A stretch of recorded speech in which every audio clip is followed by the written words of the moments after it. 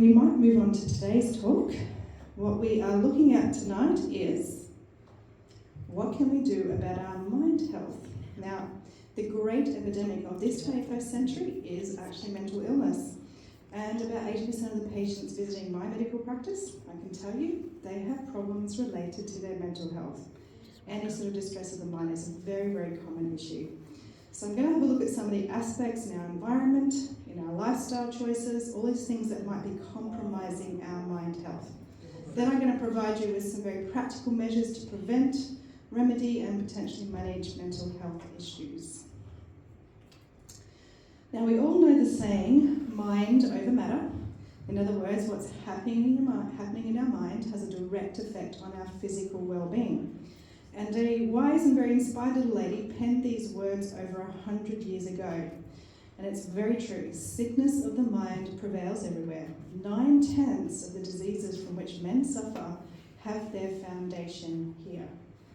So that is an absolute truism. We know this, it's been shown again and again. Even just some of the research from my modern age has thoroughly confirmed some of these thoughts.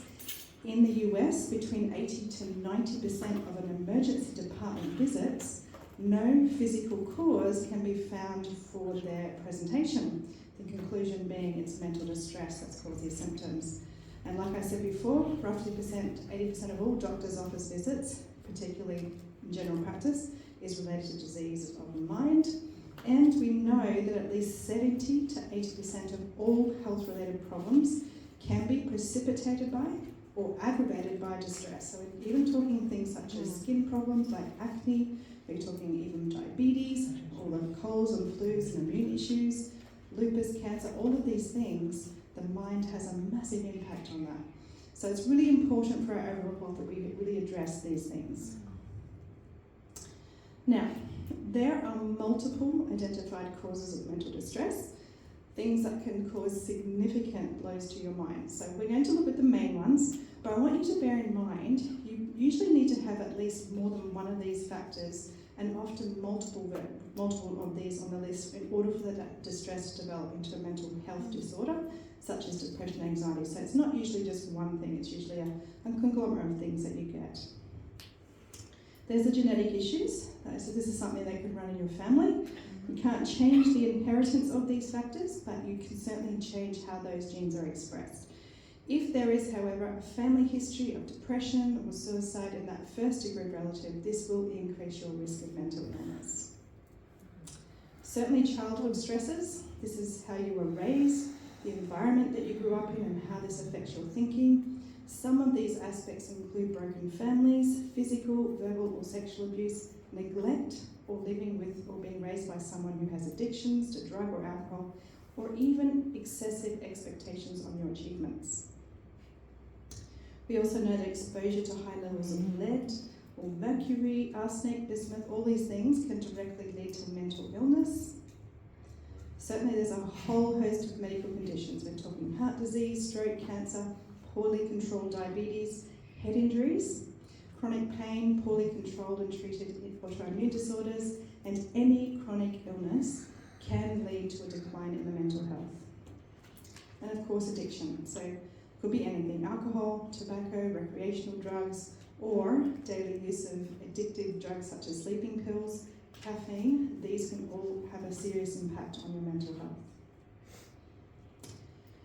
Then there's social stresses. So the absence of social supports if you're quite isolated, negative, stressful life events, having low socioeconomic status, being raised by someone that's not your parents, having an immediate family member with alcohol or drug addictions, all of these are major social stresses. Now, but this is one that we're really going to target today, and that is your lifestyle choices. Whole range of things such as poor dietary habits, nutritional deficiencies, not getting enough regular exercise, insufficient exposure to sunlight, lack of fresh air and poor sleeping habits. All of these things can have a significant impact on your mental health. And so we're going to be addressing these because that is something we can do a lot about. Now, the key to all of this, all these mental stresses, is how this is affecting your frontal lobe function. Now, this is where you would find your frontal lobe, that highlighted bit there in orange. And this is what we would call our control center.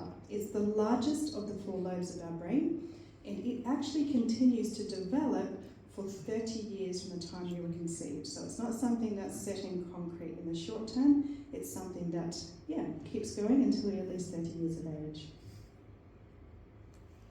So I'm going to give you a little neuroscience lesson now, and we're going to check out the function of this very important frontal lobe. What does the frontal lobe do? Well, it's where you will find your will. It's your God-given right to choose. It's where you develop your morality, your spirituality, your character, your wisdom, and your judgment. It's where you establish your personality expression and self-awareness. It's also where you form complex and abstract reasoning, learning, and problem solving are all performed here as well. Organising, planning behaviours and activities, they're all driven by the frontal lobe. And the list continues. It's where you expand your speech and language skills. It helps you to pay attention and concentrate. Your working memory is established in the frontal lobe. All of your voluntary body movements, including all the complex sequencing and fine skills, are all controlled from that frontal lobe. And with respect to some of the mental illnesses, the following 4 are also important when it comes to regulation. So regulation of your emotions and mood, controlling impulses and social behaviours, and sourcing motivation and happiness. So you can see how vitally important it is to protect that frontal lobe of your brain. Now, does anybody know about this chap, Phineas Gage? Yeah, a few of you are nodding your heads. So I'll share the story for the benefit of those who haven't heard about this poor gentleman. So he had a really terrible accident, but because of this accident, we really began to understand the brain and its particular, the frontal lobe, and this occurred way back in the 1800s. So in 1848, this 25-year-old man was working as a foreman on a crew preparing a railroad bed in Cavendish, Vermont.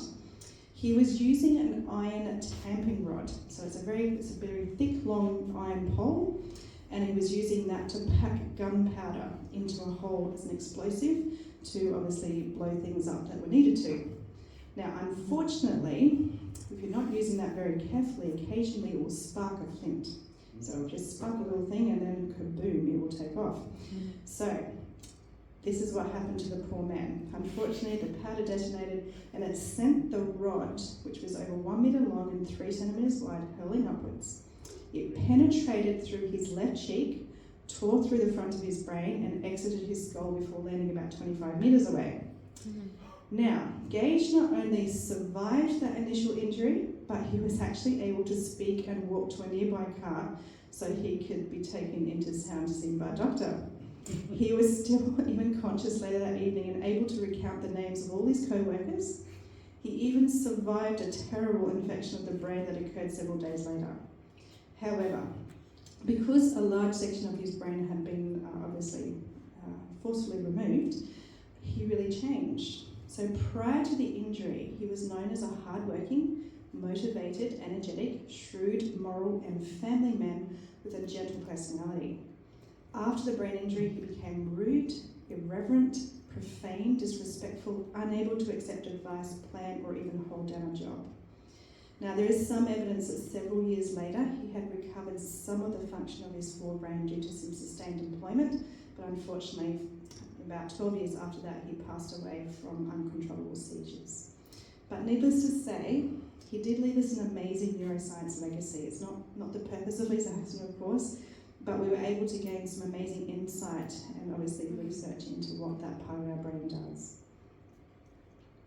Now, there are a number of mental illnesses that are directly linked to the impairment of the frontal lobe. So direct links include depression, mania, ADHD, and obsessive compulsive disorder.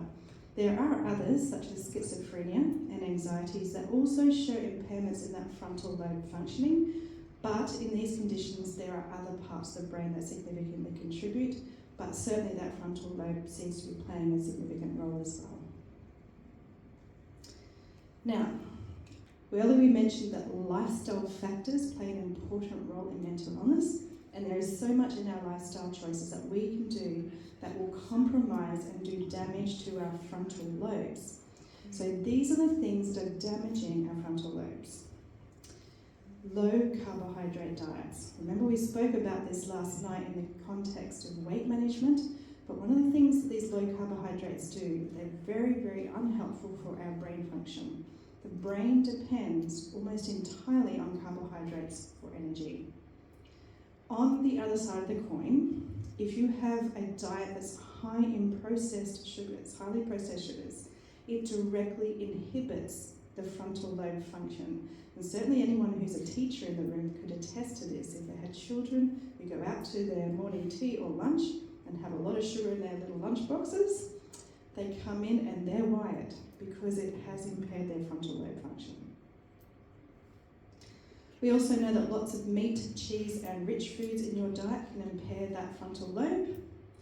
Alcohol reduces frontal lobe activity and actually kills off the brain cells, so it's a really nasty brain toxin. And also caffeine, and I'll share a little more information on this very soon. A couple of other things here. Media addiction, that includes gaming, social media and TV, movie entertainments. Here it's actually the rapid sequencing that happens with changes every few seconds that really shuts down that frontal lobe activity. Pornography, it causes a disconnect between the frontal lobe and other aspects of your brain. Regular exposure to the syncopated rhythms that's found so often in our modern music also can shut down that frontal lobe, particularly that prefrontal cortex area. Now here's an interesting one. This is something that is promoted very much in our society as a means of stress management and relaxation. But mindfulness and Eastern meditation practices consciously suppress the frontal lobe activity. It might seem like a good thing to do, but that disconnect actually makes your brain very vulnerable to other things. So mindfulness and Eastern meditation are not things that I actually promote. I do believe in conscious meditation. We're actually meditating on something positive like God's word. We're actually reading it and pondering it and praying through those experiences. But the mindfulness and Eastern meditation where you're consciously suppressing that activity is shutting down that frontal lobe, and it's not a good idea to do that. Hypnosis is directly impairing that frontal lobe function. Interestingly, those who've already impaired frontal lobe functioning seem to be more susceptible to the suggestion in hypnosis as well. Makes them far more vulnerable. A lack of regular problem-solving activities, that doesn't help as well with the development of that frontal lobe. If you don't have enough appropriate spiritual exercise, conscious spiritual exercise, and interestingly, acting against your conscience consistently compromises your frontal lobe as well. And that's because if you remember all the things that the frontal lobe does, a lot of that higher thinking is to do with spirituality, character formation. All these things are really important, and that's why it's really important to protect it. Now, many believe that a coffee of a morning and the resulting cups that they have throughout the day are necessary parts of their diet. Few realise the harm that is causing this on their minds. Caffeine has a significant effect on the blood flow to the frontal lobes of your brain. In fact, it decreases the blood flow to the whole brain by up to 30%. Wow. Not a good thing. The literature really has suggested that caffeine plays a very significant role in depression, anxiety disorders, and even in schizophrenia and dissociative identity disorder, what we used to call split personality, and also anorexia. And I'm just going to pause for a minute and share a story it's a real story. Many years ago, before I went into general practice, I worked in a mental health unit in the Hunter region. In the term that I was doing there, we had a gentleman come in who was what we call catatonic. He was in a state where he would just not do anything. He wouldn't communicate with us. He just did the bare minimum of taking himself to the bathroom when he needed, or having a bit to eat or drink whenever he needed it. That was it. So he was in a severe state of catatonic depression. Now, the decision was made because he wasn't responding, obviously, to medication or counselling or anything else, that we would admit this poor man and put him through what we call ECT, electroconvulsive therapy, to try and reset the brain.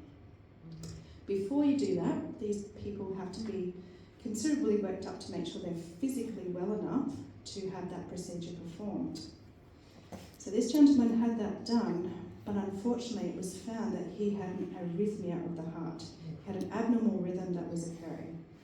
So at that point, we were in a bit of a bind, and I was the most junior member of the team, and I was assigned with the task of figuring out what to do next, which was not great because I was like, I don't know. And they said, well, go and do some research. So I decided to do that, but before I did that, I thought I'd better go and actually meet the gentleman and at least try and find out some history from the family of what led up to this point. So I did. And speaking to the family, it was revealed that this man was a very much a high-flying businessman. Very big, major stresses in his life. He was, basically living on the edge of his stress and nerves. But then it also appeared that there were some significant issues with his lifestyle. One in particular, that he was drinking several litres of Pepsi a day. So, and this was a means by which he would get through every day to try and cope with everything that he was doing. And that was essentially most of his diet was Pepsi. So I thought, oh, this can't be good. And I actually didn't have a lot of knowledge at that stage on major lifestyle issues. But I thought that can't be healthy, let alone the sugar, but there's probably something else in this that's not great. So I then spent the next week researching ad nauseum. I downloaded, maybe 40 articles. And it turned out that caffeine had a significant effect on the brain, which I just shared with you. I thought, surely, if we could get this man off his caffeine, we might be able to treat him more appropriately. So I shared it with the team, and they were very reluctant, but eventually agreed to let me wean this man off his caffeinated beverages and see how it would go. So I did do it over a few weeks' time. Now, the first thing that happened was his heart arrhythmia disappeared. So it just resolved itself over that time period. Then he started speaking, he started communicating, he started doing more things, he was coming alive again. And so he was able to be discharged without any ECT. I can't remember the details of, once they leave the hospital, we often don't know what happens within the community. I believe he was still on some medication, but I don't know what happened with the follow-up. Certainly he didn't represent, he didn't need any further treatment as an inpatient. So clearly there was an issue there with the caffeine. Now, interestingly, about 6 months later, I'd actually moved on. I think I was doing a surgical turn or something like that.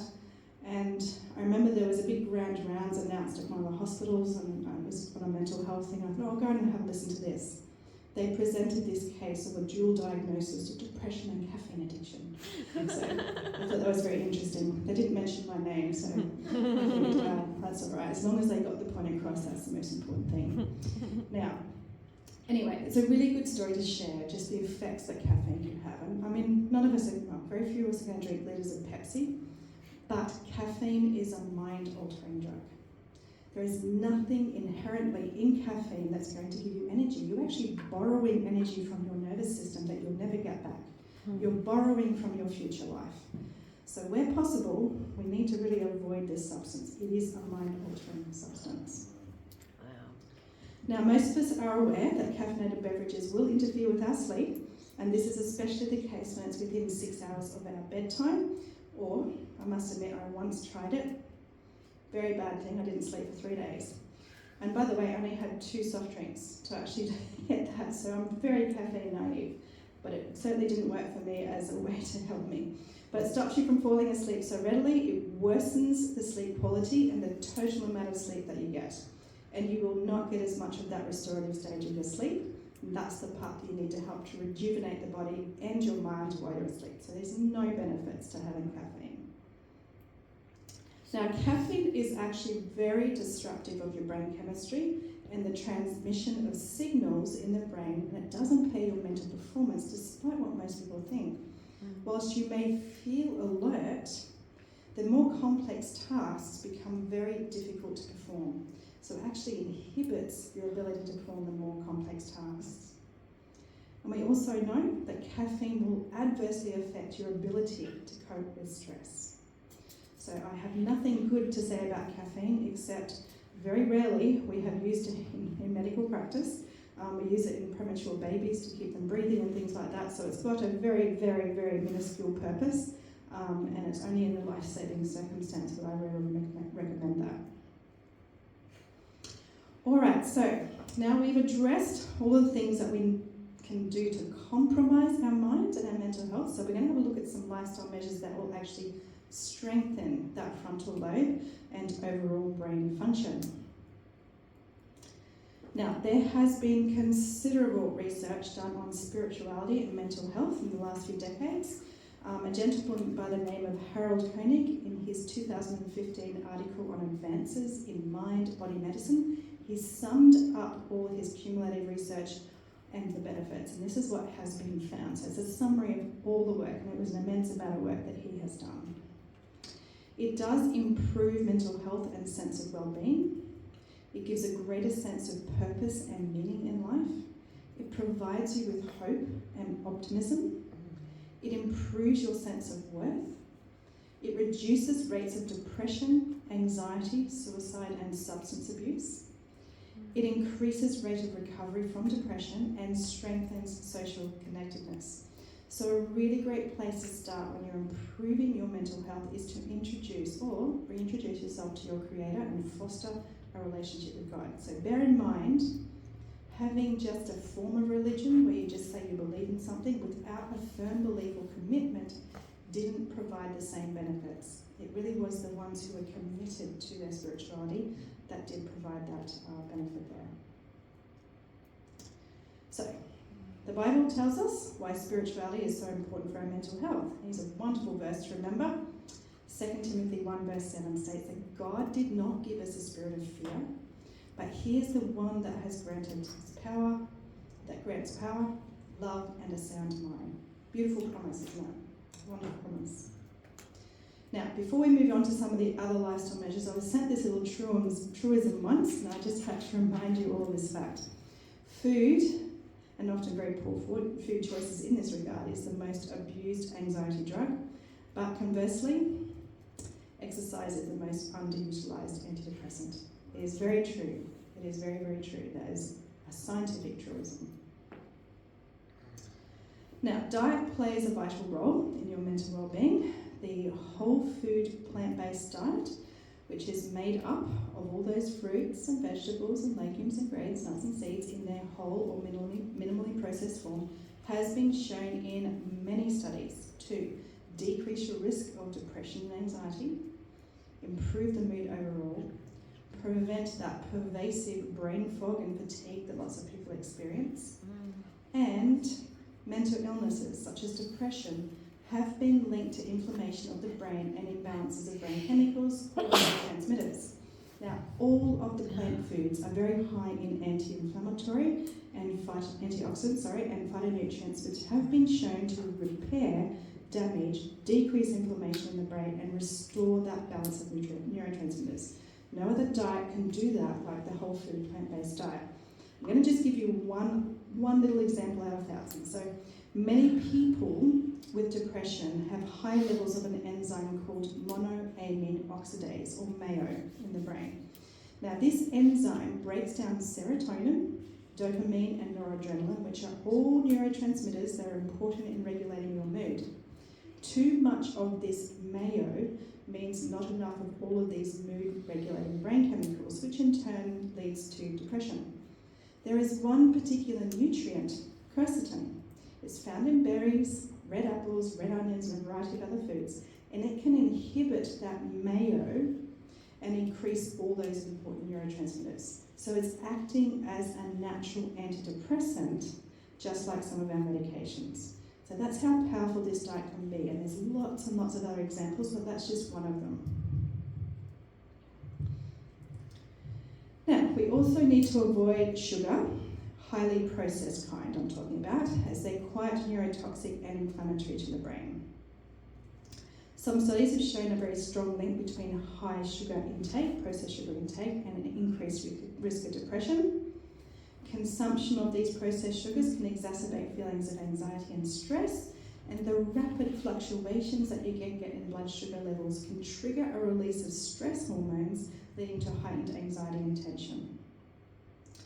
Those rapid changes in sugar can also lead to mood swings, irritability, fatigue, and they can really negatively impact that mood stability and overall emotional well-being. We also know that those highly processed sugars are associated with cognitive impairments such as decreased memory, concentration, and learning abilities. And finally, they have addictive properties, these processed sugars. They can lead to cravings and over time will contribute to addictive behaviours and dependency. So that's just from the processed sugars. Now, it's also important to minimise the animal-based products in your diet. They actually contain too much of the pro-inflammatory compound called arachidonic acid, which can upset the balance of this chemical in the brain and adversely affect the mental health through neuroinflammatory effects. The saturated fats found in animal products cause a reduction in the formation of new brain cells and make brain-nerve communication far more difficult. So that's just the saturated fat in animal products.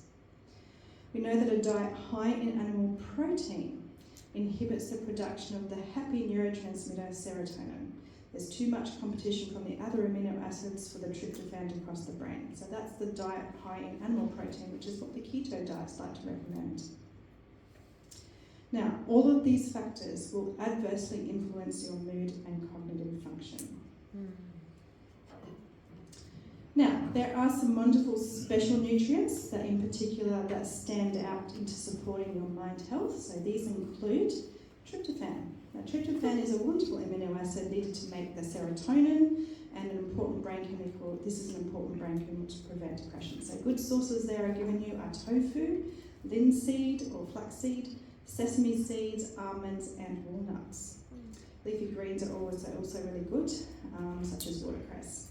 Now, I will say when having these foods, put them with a meal with plenty of complex carbohydrates such as fruits, vegetables or legumes and whole grains, as these types of carbohydrates will enhance the amount of tryptophan that crosses that blood-brain barrier to make serotonin. So always mix these foods with some good complex carbohydrate. Now we've also got omega-3, a very important anti-inflammatory brain nutrient, which has been shown to be helpful in both depression and bipolar disorder. Now, good plant sources there include your flax or linseed, chia seeds and walnuts. Now, unfortunately, the research shows that you cannot get the same benefits from omega-3 found in seafood. And that's because the inflammatory effects from the arachidonic acid, saturated fats and cholesterol outweighs any anti-inflammatory benefits of the omega-3. So only plant sources of omega-3 will help your mental health.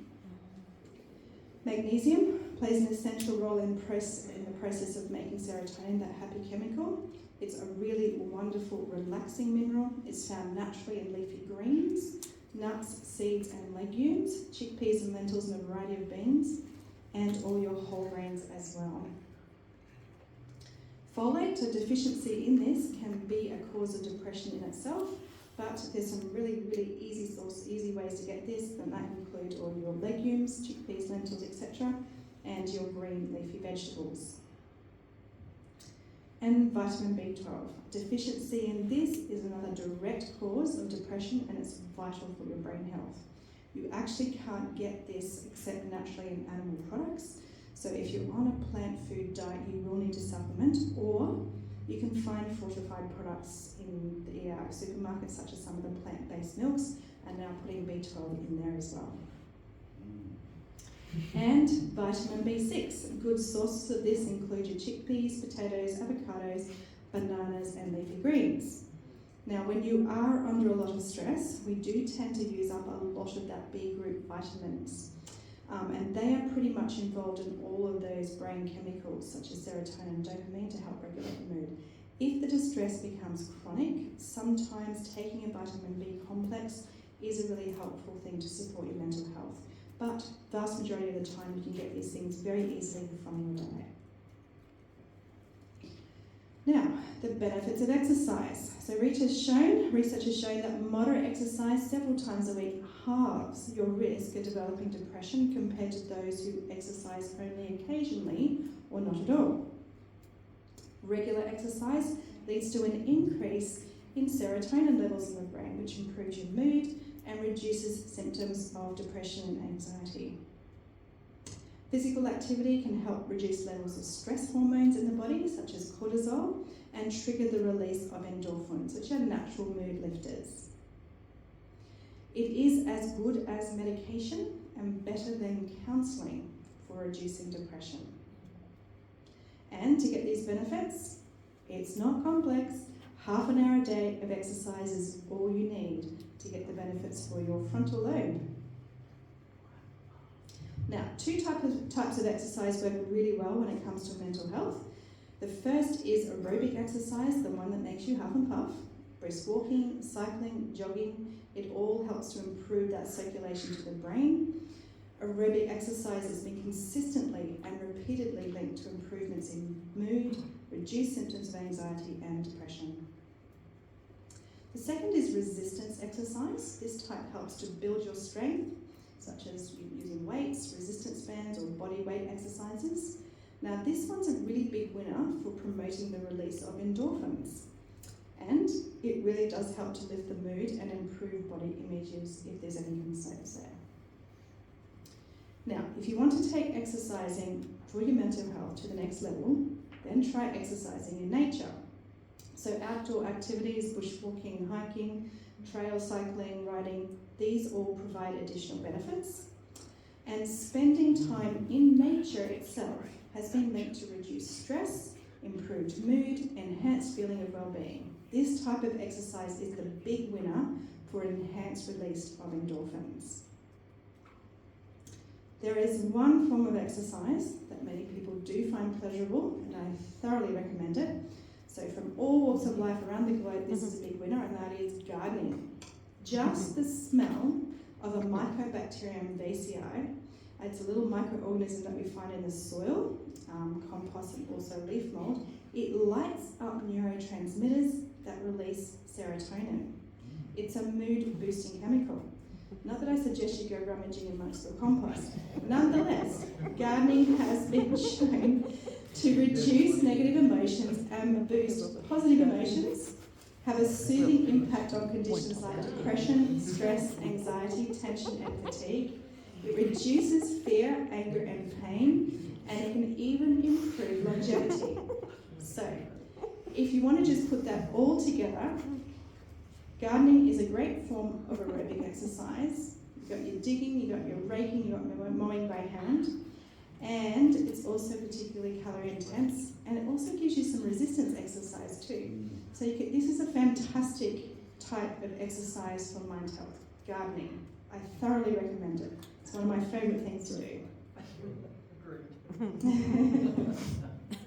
Okay, let's talk about sunshine. It can have an amazing effect on your mental health.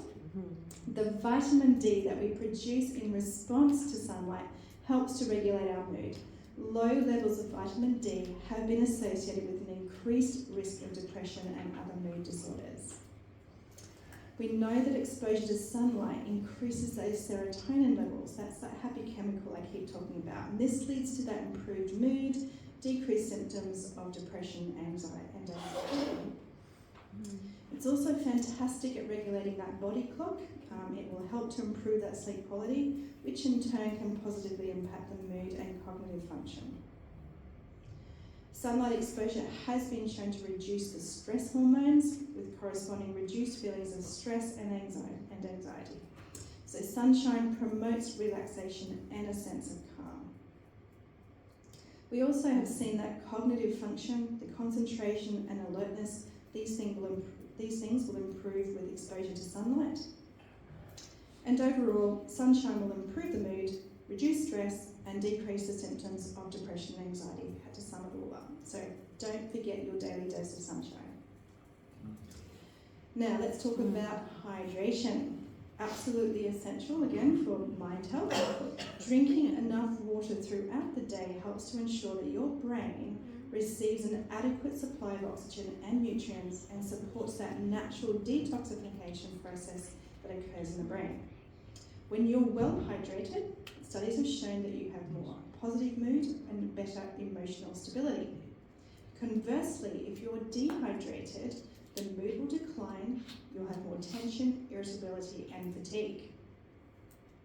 Drinking water can have a very calming and relaxing effect on you because it does help to regulate the stress hormones and subsequently reduce feelings of stress and anxiety. It increases your motivation and energy levels. Being well hydrated is important for that brain function again. It will make your concentration, alertness, problem-solving skills and overall performance improve. We also know that drinking enough water throughout the day leads to better quality sleep and overall mental well-being. So there again is just a reminder of how much you need. 30 mils for every kilogram of your body weight while you're at rest, 40 mils if you're particularly active or in hot weather, but up to about 2 to 2.5 litres for a female, maximum about 3 litres if you're a larger male. So a little bit about sleep. Sleep has some very close links to our mental health, and it appears to have a very strong, what we call bi-directional relationship, in that poor sleep is both a cause and a consequence of mental illness.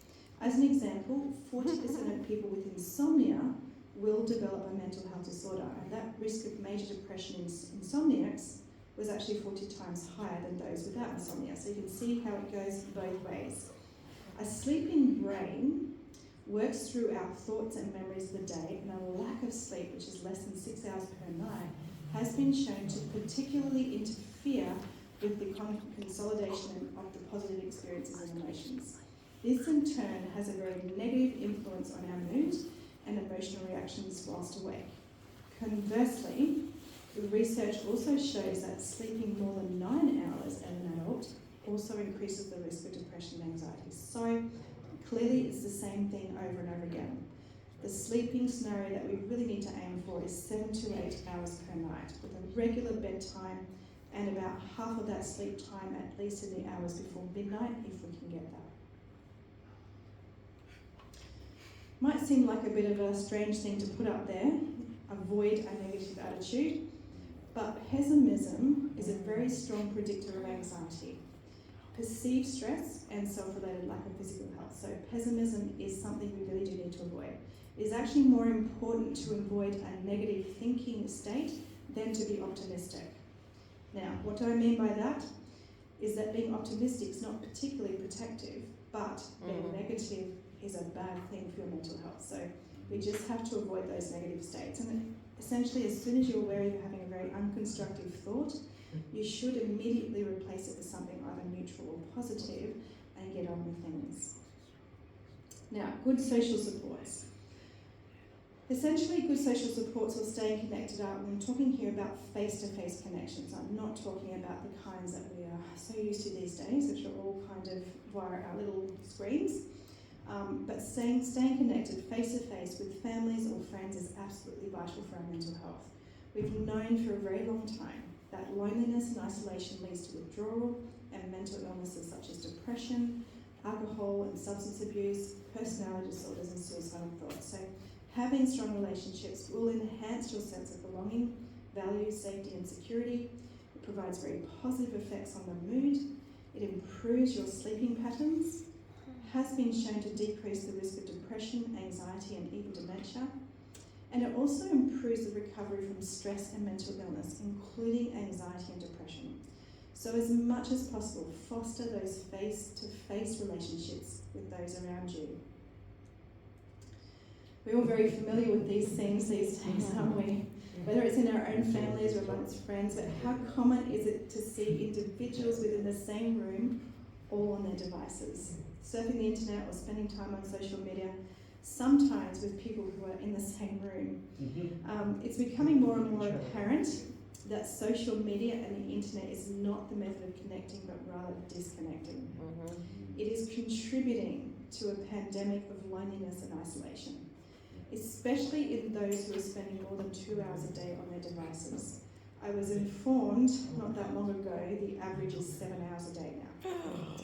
But anybody spending more than 2 hours a day on their devices, there is a very strong increased risk of depression, anxiety, self-harm and suicidal thoughts. That's what's emerging in the research. Now, teenagers and young adults are particularly prone to these effects. Now, there is a very special blessing that comes from serving others or volunteering your time, particularly with regard to your mental health. been shown to improve the mood, alleviate stress, and it does this by actually releasing relaxing neurotransmitters in the brain, such as dopamine. It provides an added purpose and meaning to the life. You feel more valued and appreciated, and all this leads to lower rates of depression and anxiety, especially for older people over the age of 65 or retirees. This is a really important one, especially for them. All right, moving on to some herbs that we can use to assist with mental health. Now, this is one of my favourites. It's actually a stunning and beautiful vine, very easy to grow, and this is the passion flower. Don't get this mixed up with passion fruit. It does produce a little fruit like a passion fruit, but it's not edible. You would literally just grow this for the beauty alone, but it is a stunning vine. However, it's a herbal remedy. It provides some nice, gentle sedative properties on the nervous system, very good with anxiety. It is specifically indicated for insomnia, and I would say that this is number one to use for sleeping issues. But certainly it's fantastic also if there's anxiety, restlessness, irritability. This is a wonderful one. It's also been shown to help a little bit with nerve pain. So those who've got chronic nerve pain issues, this is a nice gentle remedy for them as well. And the dose there is 3 grams of the dried plant daily, so the above ground parts of the plant. Skull cap, again we use the above ground parts here. Again, it has some mild sedative and calmative properties to the nervous system. It's a wonderful tonic for, again, insomnia, but also for depression and anxiety. It is particularly helpful when there is fatigue and exhaustion. And the dose there is 3 to 6 grams of the dried above ground parts of the plant daily. I will just remind you when you're having these herbs that you don't take them as a sleeping draught at night. These are things that you have throughout the day. They don't work like a sleeping pill, like a pharmaceutical one where it puts you off to sleep. They don't work that way. They work by actually driving down that stress nervous response throughout the day so you do sleep better at night. So you can take them throughout the day. And I usually would divide them up. So if I'm having 6 grams of a herb, I would have 2 grams of it 3 times a day. So sort of in the morning, midday, and in the evening. And you can make that into a tea and have it that way. Now, most of us have heard of valerian. It's a very well-known gentle tranquilizer. It's very helpful in treating most anxiety and nervous tension states, and also insomnia. The dosing is 3 to 6 grams of the dried root daily. Very smelly herb though, but it doesn't taste that bad. It's best not to use this with any sedative drugs. So if you're on any medications like that, best not to use that one. Or if you're drinking alcohol, not that I would recommend that. However, this one actually does combine very, very well with the passion flower and the skull cap as well. So you can make a nice mixture there. Now, oats are a very old-fashioned herb. When we're talking oats here, we're not necessarily talking about the type that you make into porridge. Generally use the green head of the oat to get the medicinal benefit. You can still get some benefits from oats themselves though. They still have some of those properties in there. So this one's really helpful when there's general debility, when there's mental exhaustion. So this one's really helpful with that, with a bit of depression. It's really helpful at restoring the mind. The dose is quite generous here. We need about 6 grams of the dried green oat, harvested just when they're coming into ripeness.